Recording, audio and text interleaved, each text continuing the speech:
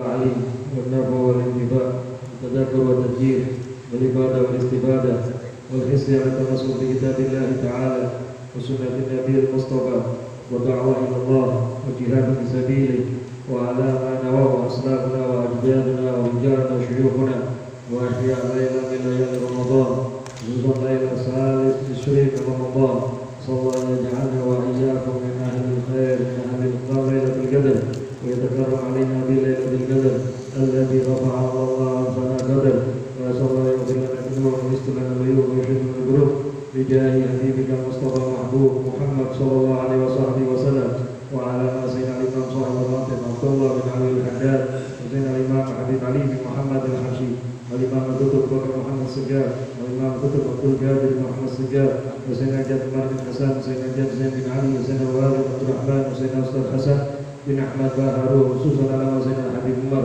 بن محمد بن سالم بن حبيب بن شيخ بكر بن سالم الله يغفر نياتنا بنياتهم ومقاصدنا بمقاصدهم وأعمالنا بأعمالهم وأخلاقنا بأخلاقهم ونستهدي أرواحهم الطاهرة الزكية بهذا المجلس المبارك على هذه النية وعلى كل نية صالحة جامعة شاملة في الدين والدنيا والآخرة وإلى حضرة النبي محمد صلى الله عليه وسلم الفاتحة.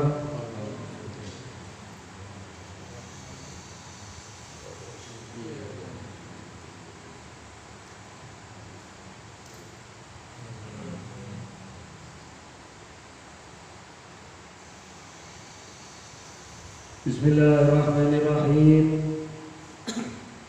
وقال سيدنا الإمام الحبيب علي بن محمد بن حسين الحبشي رضي الله تعالى عنه وعرضاه ونفعنا به وبعلومه في الدارين آمين.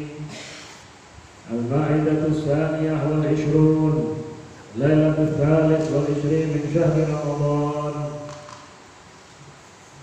سنة 1325 هجرية في بيته. عاد نحن إن شاء الله وبين بنحوج بيت الله الحرام وبنزور الحبيب العظم صلى الله عليه وآله وصحبه وسلم وبنشوف آثاره صلى الله عليه وسلم بالمدينة المنورة آثار فيها أسرار شرفهم صلى الله عليه وسلم بقعة سجد فيها وبقعة ركع فيها وبقعة جلس فيها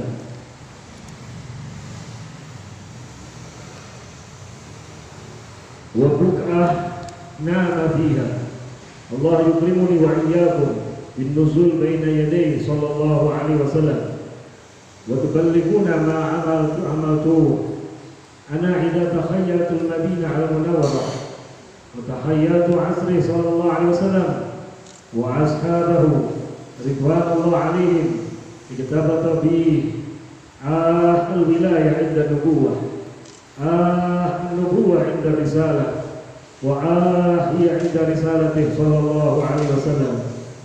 الحمد لله الذي جعلنا من أمته ورزقنا الإيمان به. اللهم كما آمنا به ولم نراه فلا تحرمنا رؤيته.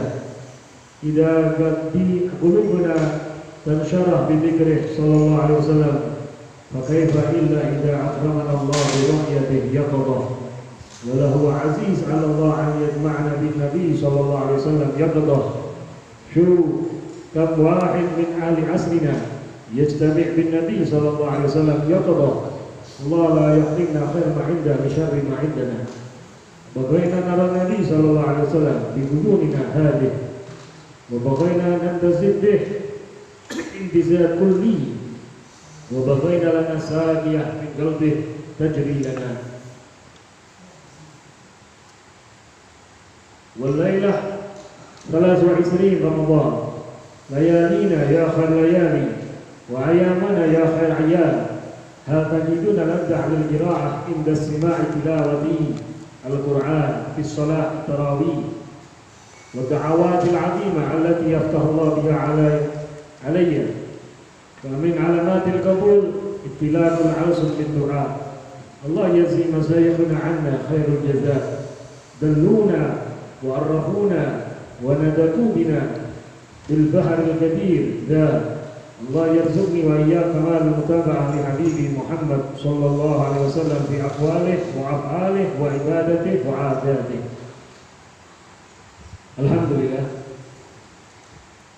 puji syukur kepada Allah Subhanahu wa taala atas segala nikmat yang telah Allah berikan kepada kita.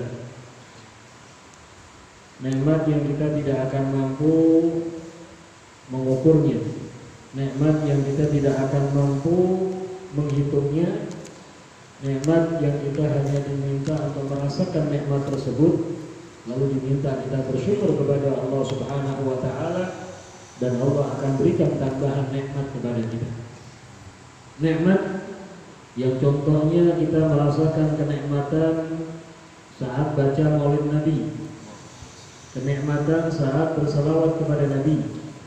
Maka kita ingin kenikmatan yang paling hak dan mulia berjumpa dengan Nabi Muhammad SAW, berkumpul dengan Nabi SAW, mendengarkan suara Nabi SAW, melihat senyum Nabi SAW, mencium bau harum Nabi SAW, mencium tangan Nabi SAW, duduk bersama Nabi SAW. Dan itu sangat, bagi Allah sangat mudah.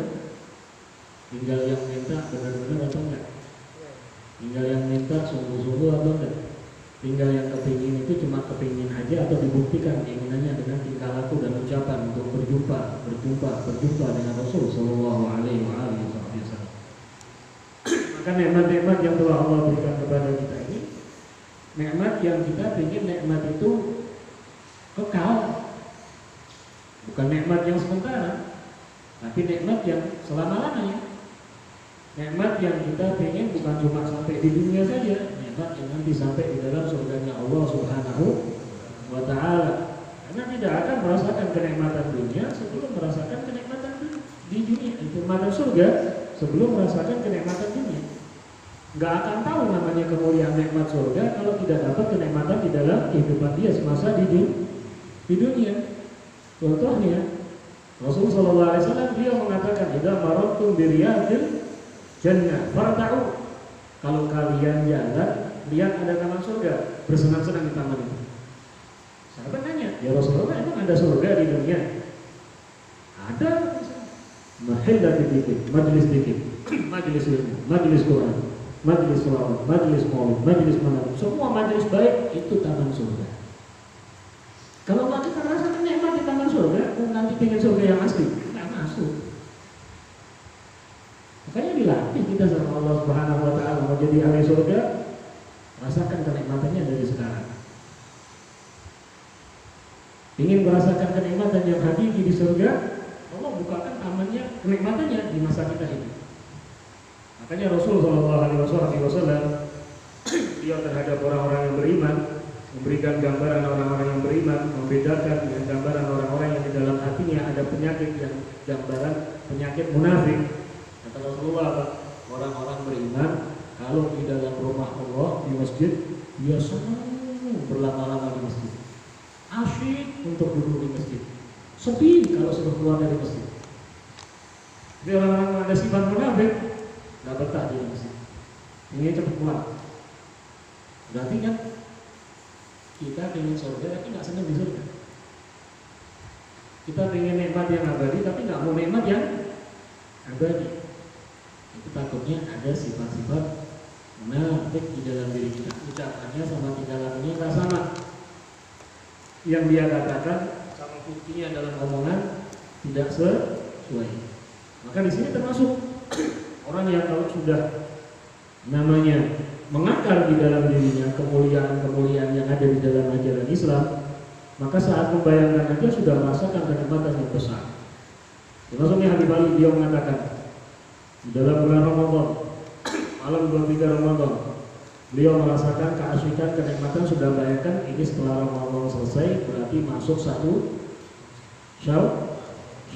Kalau kita sudah 1 Syawal, pikiran kita cuma urusan kita. Kalau sudah 1 Syawal cuma pikirannya Idul Fitri, hari raya selesai. Kalau kita orang-orang ini ya Oh, itu satu Syawal bukaan pintu untuk namanya ibadah puncak di dalam rukun Islam yang kelima, ibadah haji. Tahayyal, sudah berhayal tentang ibadah haji. Maka beliau mengatakan, wow, kita insya Allah akan melaksanakan ibadah haji. Amin. Kita akan masuk ziarah kepada Nabi Muhammad SAW. Kita akan melihat Madinah Al-Munawwarah. Beliau buka alamnya Madinah Al-Munawwarah. Bukan yang Madinah dimaksud sekarang ini dengan yang sudah enak semuanya, bukan dengan hotelnya yang sudah mewah semua, fasilitas masjidnya yang sudah mewah semua, keadaan yang sudah mewah semua. Enggak beliau pikirkan itu. Ini kota tempat yang pernah disinggahi makhluk yang paling dicintai sama Allah. Di Madinah Al-Munawwarah ada tempat-tempat yang dulu dijalani sama Nabi Muhammad.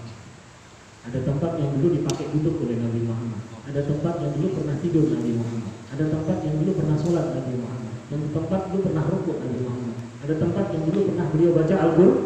Nah, ini namanya pecinta. Kayak kita maaf nih, kita cinta duit. Kita datang ke satu tempat yang kita sudah tahu itu nanti ada duit di situ. Kita mau ketemu orang yang kita dapat duit. Terbayang nggak? Misalnya terbayang apa? Terbayang ya? Terbayang.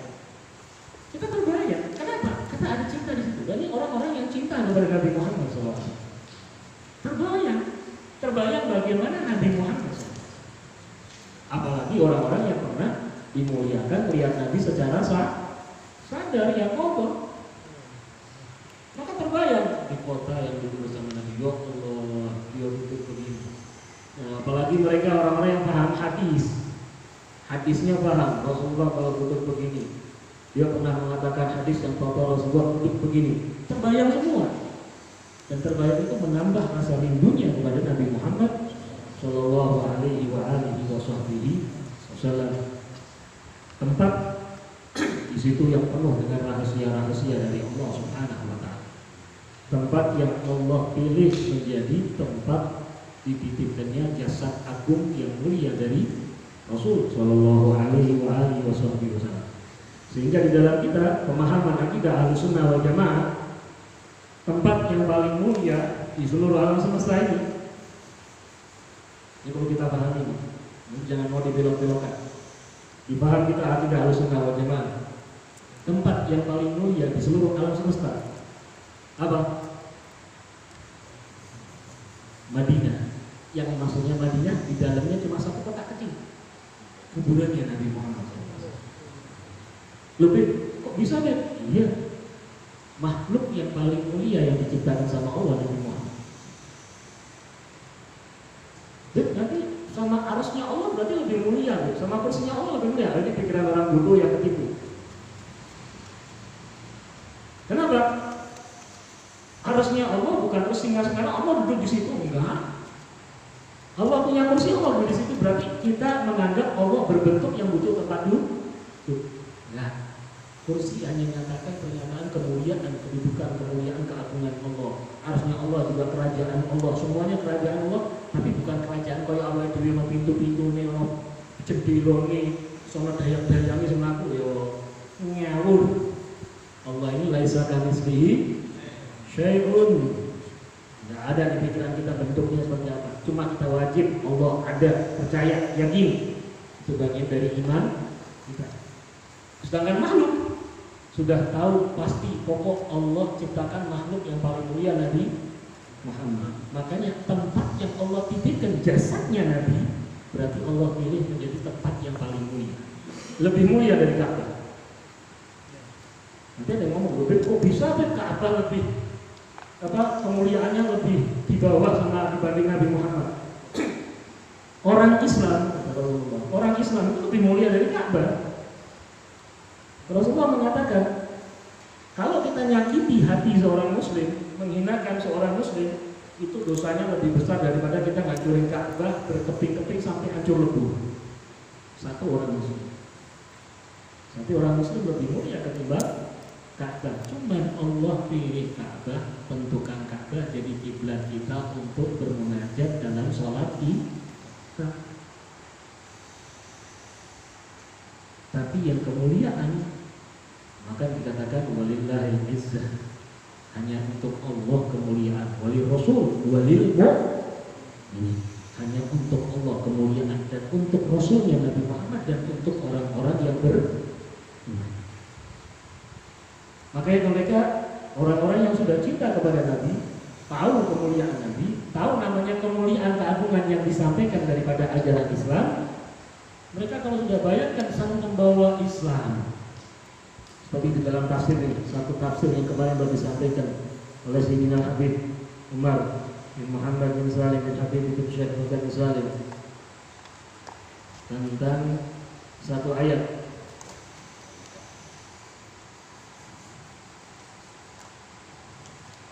Nah, di sini a'dzam madahir nurullah salat, semulia-mulia yang dilihat dan ditunjukkan daripada kemuliaan keagungan cahaya Allah, artinya makhluk yang diciptakan oleh Allah Subhanahu wa taala ada 3. Yang pertama Nabi Muhammad SAW. Yang kedua Al-Qur'an. Yang ketiga dinul Islam. Disampaikan sama beliau, wal akhirah istama'a fi Nabi Muhammad SAW. 2 cahaya ini dibawa sama Allah, diberikan untuk Nabi Muhammad. Cahaya Al-Quran, cahaya dibawa oleh Nabi Muhammad SAW. Hadal murad bi qouli ta'ala yuriduna liyutfi'u nurallah bi afwahihim wallahu mutimmu nurihi walau karihal kafirun. Ini yang dimaksud daripada ayat Al-Quran, yang mana mereka orang-orang kafir, orang-orang yang ingkar, mereka orang-orang munafik ingin mematikan cahaya Allah. Cahaya Allah dianggap cahaya Allah yang kayak lampu itu dimatiin, itu bukan. Allah ini masukkan cahaya ini dalam ciptaan makhluk Allah Subhanahu wa taala terhadap diri Nabi Muhammad SAW yang di dalam Nabi Allah titipkan Al-Quran. Allah muliakan beliau dengan kalimat la ilaha illallah Muhammadun Rasulullah, mengatakan syahadat dan dia membawa cahaya Islam. Maka dikatakan itulah 2 cahaya yang Allah muliakan jadi satu dalam diri Nabi Muhammad sallallahu alaihi wasallam. Maka dan ini satu kemuliaan yang Allah berikan sama kita. Kita dikasih kemuliaan itu. Kita dikasih kemuliaan, kita umatnya Nabi, cinta Nabi, senang berselawat sama Nabi. Berarti insya Allah ada diri kita ini, walaupun kecil, mungkin kecil dengan aku kecil, ada cahaya Nabi Muhammad SAW. Kita alhamdulillah apalagi Ramadan, Quran sampai dilihat Pak Solihin kalau baca Quran kabeh, laporannya begini ini, khatam telung kudus. Tapi alhamdulillah kita ada cahaya Quran. Kita orang-orang yang Islam, kita mengucapkan syahadat dan alhamdulillah tiap hari kita perbaharui syahadat kita saat kita menjalankan sholat. 3 cahaya ada di dalam diri kita. Jangan mau diganti dengan apapun, jangan mau diambil oleh siapapun, jangan mau dikurangi oleh siapapun. Cahaya ini kalau bisa kita jaga terus, kita sebarkan di cahaya. Cahaya kemuliaan Nabi yang beliau ini menyebarkan Islam, dan ke dalam Islam ini pedomannya ada di dalam Al-Quran. Maka dikatakan oleh beliau, kalau aku sudah bayangkan Nabi, maka aku mempunyai kedudukan satu kemuliaan dari Allah, wilayah, walian dinaikkan lagi makamnya, kemuliaan ini gambaran daripada utusan-utusan Nabi-Nya Allah Subhanahu wa taala, utusan-utusan Rasulullah, dan semuanya terangkum kemuliaan itu di dalam diri Nabi Muhammad sallallahu alaihi wasallam, yang kalau di dalam Maulid Nabiba al-kaunu isyaratun wa antal maksud. Ya Rasulullah, alam semesta ini cuma isyarat, yang dituju sama Allah panjenengan wahai Rasul sallallahu alaihi wasallam. Makanya keagungan dan kemuliaan Nabi nggak akan pernah selesai dibahas, nggak akan pernah selesai diceritakan. Jangan dikira maaf ada orang pintar cerita tentang Nabi dianggap sudah total. Nah, Nabi selamanya nggak akan pernah selesai diceritakan kemuliaan dan keagungannya. Karena Nabi sendiri kan sudah mengatakan beliau ini Al-Quran berjalan, sedangkan tafsir Al-Quran nggak pernah selesai, sampai kapanpun akan ada pengembangan dari tafsir Al-Quran. Siapa yang paling daripada Al-Quran, yang paling sempurna dalam pengamalan Al-Quran, yang paling sempurna dalam pengamalan Al-Quran? Nabi Muhammad SAW. Nah, makanya orang-orang tua kita kalau sudah bercerita tentang atau menyampaikan ajaran-ajaran Islam, mereka membawa kemuliaan balighu anni walau ayat, menyampaikan daripada apa yang dia dapat dari gurunya, gurunya dari gurunya, gurunya dari gurunya, gurunya dari gurunya, gurunya dari gurunya sampai kepada Nabi Muhammad Shallallahu Alaihi Wasallam, dan mereka menyambung kemuliaan wa ma arsalnaka illa rahmatan lil alamin, menjadi rahmat yang mulia dari Allah Subhanahu wa taala, meneruskan yang keagungan yang dibawa oleh Nabi Muhammad Shallallahu Alaihi Wasallam. Maka kalau sudah seperti itu, dia mengatakan, Alhamdulillahilladzi ja'alana min ummati wa razaqana al-iman bih. Alhamdulillah, puji syukur kepadamu ya Allah yang telah menjadikan kami ini umatnya Nabi Muhammad dan kami beriman kepada Nabi Muhammad. Dan beliau berdoa, Allahumma kama amanna bihi wa lam nara fala tahrimna ru'yatah. Ya Allah, kami ini kau muliakan dengan beriman kepadanya dan kami belum berjumpa, belum melihat. Jangan kau haramkan kami untuk bisa melihat Nabi Muhammad. Kalau kita ini masalah nggak ketemu, nggak lihat di dunia, ojo nggak sila ketemu di surga. Sudah kenikmatan apapun yang didapatkan di surga, nggak ketemu Nabi, nggak ada harganya. Apalagi beliau para sahabat yang sudah berjumpa langsung dengan Nabi Muhammad Sallallahu Alaihi Wasallam.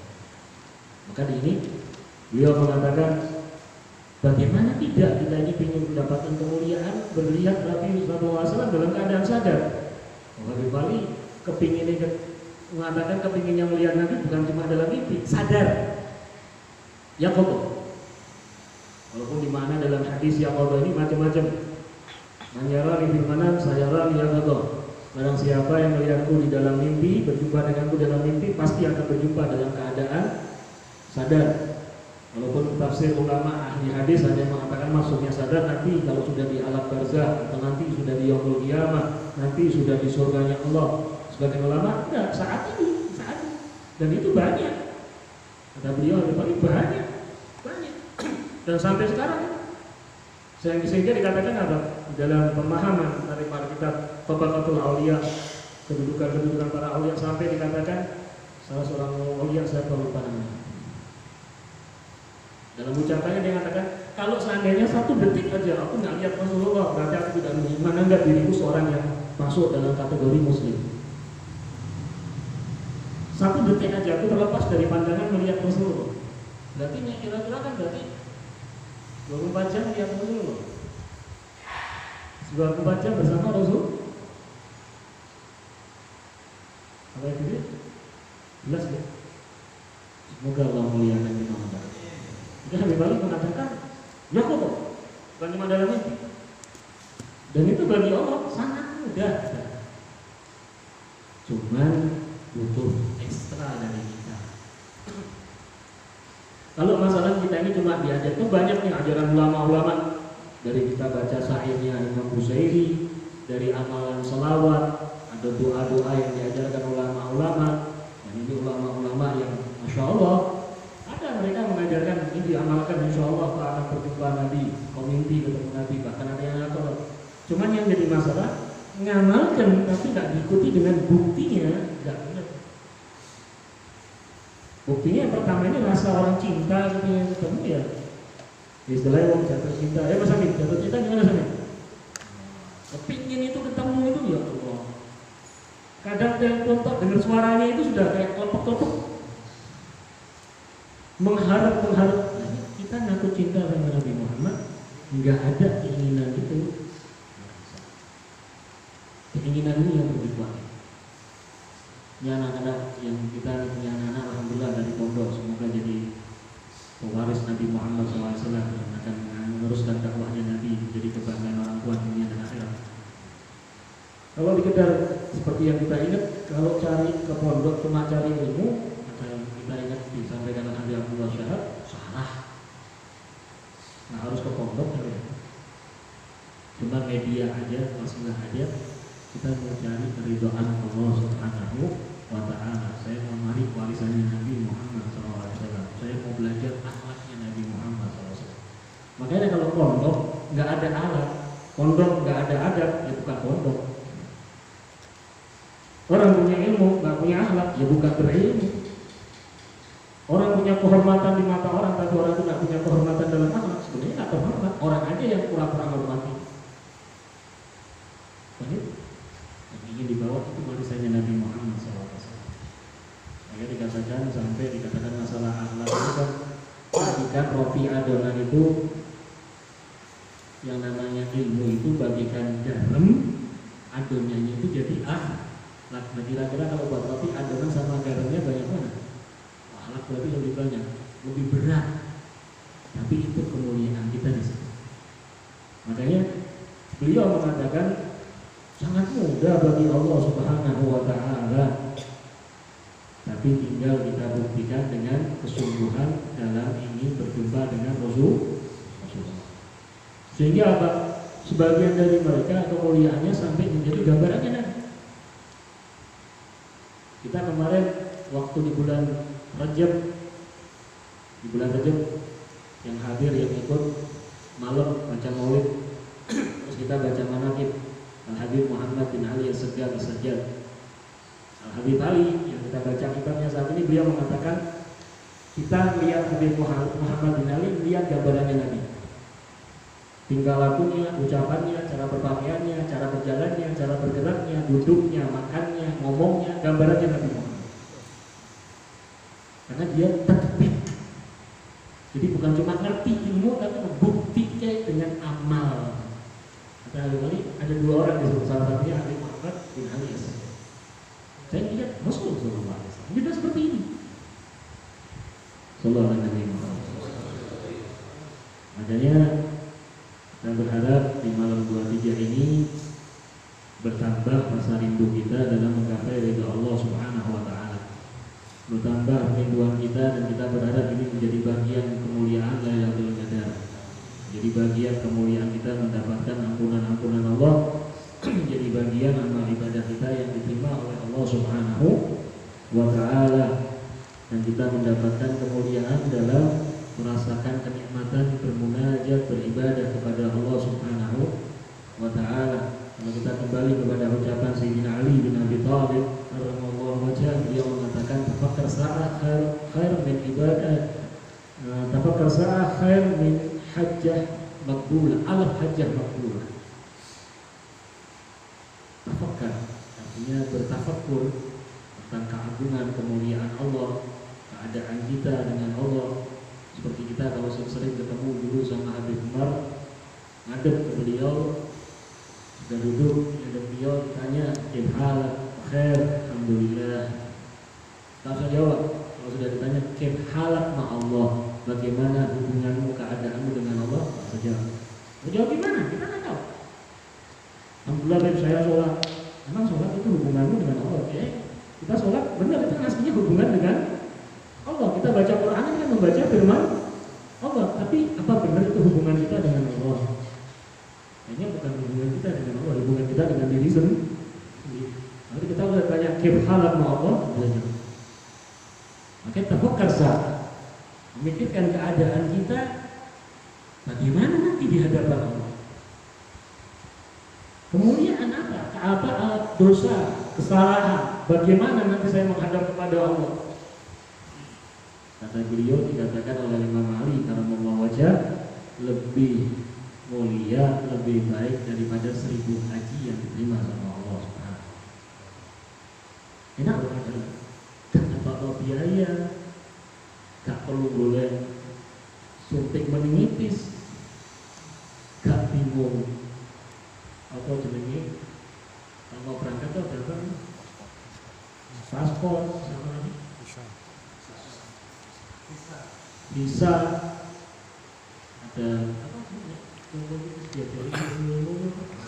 mana sih, tidak perlu pakai macam-macam, tidak perlu panas-panas di sana, repot imigrasi, tidak macam-macam. Tafakkar sah, punya waktu sebentar kita mengadakan hubungan dengan, tapi malah gak pernah dilakukan. Artinya bukan terus menganggap ibadah haji remeh, bukan, nggak ada sedikit pun menganggap. Jadi kesempatan yang Allah ini kasih sama kita ibadah, gue gak minta Allah biaya, gak perlu tempat yang gede, gak perlu waktu yang apa namanya yang menjelaskan. Jadi waktu kita khusus, apalagi kalau bisa tiap hari. Makanya ada sebagian orang itu kalau malam itu nggak tidur atau sebelum tidur kadang mereka cuma duduk tafakur memikirkan keadaan hari ini dan itu buat apa. Sehingga kalau kita kembali hari malam mengatakan apa, saya kalau dulu cuma diajarin doa sama ibu saya, tidak ada penyakit dalam hati. Saya memaafkan semua yang buat salah, saya tidak ada kesu iri dengan orang lain. Hal seperti ini aja sih mengangkat derajat beliau untuk kemuliaannya. Ada orang yang kalau sebelum tidur diajarkan dia duduk sekian langit, tafakur berdoa, menajat kepada Allah. Waktu-waktu yang kita ini santai tapi punya waktu khusus dengan Allah yang spesial, seakan-akan waktu yang kita ini menunggu-nunggu waktu, maka itu katanya dikatakan lebih mulia, lebih afdal daripada 1000 haji yang makbulah. Makanya kita berharap kita ini semua amalnya ingin makbulah. Atas baik kita diterima sama Allah, salat kita diterima sama Allah, ibadah kita diterima sama Allah, maka akan menghasilkan kenikmatan yang abadi saat kita nanti mendapatkan, apalagi kekuasaan. As-somuli wa ana aziyun bih. Ini kan berarti ada pahala yang disembunyikan sama Allah. Enggak ada yang tahu. Nanti dikasih yang baru ini loh. Pahala yang kesembunyian buat. Ya istilahnya awal dari misalnya ini ulang tahun kadang kayak surprise. Ya. Kan bebas. Surprise. Tenang dia. Wah, enggak nyangka saya ini. Itu dari Allah Subhanahu wa taala. Dari Allah Subhanahu. Dan setiap hamba yang menjalankan akan dapat dari Allah Subhanahu wa taala sesuai dengan kadarnya dia memuliakan dirinya dalam menggapai keridhaan Allah Subhanahu wa taala. Semoga Allah menjadikan kita orang-orang yang mendapatkan keuntungan besar. Wa nasallallahu kama aqama bi hadzal waqti syarif alladzi aqama bihi ibadihi shalihun an yataqabbal ma'amana wa yubarik ma min al-ghalim wa yubarik bil ghalim min al-amal shalih wa yaj'al thawabahu jam wa jazaa'u jam wa madadahu jam ولا يؤاخذنا بما ارتكبنا من المعاصي والذنوب والسيئات والمخالفات الله يبدل سيئات حسنات بمحض فضل وجوده على ما دعا وعلى من نواسي الامام حبيب علي محمد العشي والنادي عبد الله محمد واحمد وعلوي وحباب حبيب الحبيب احمد والحبيب علي وحبيب محمد بن ادريس والحبيب علي بن عبد الرحمن بن محمد بن علي وإمام الكتب بن محمد سجاد بن محمد سجاد جاد بن حسن جاد زين بن علي وعبد الرحمن بن الحسن مشايخنا سيدنا الحبيب مروى إلى حضرة النبي محمد صلى الله عليه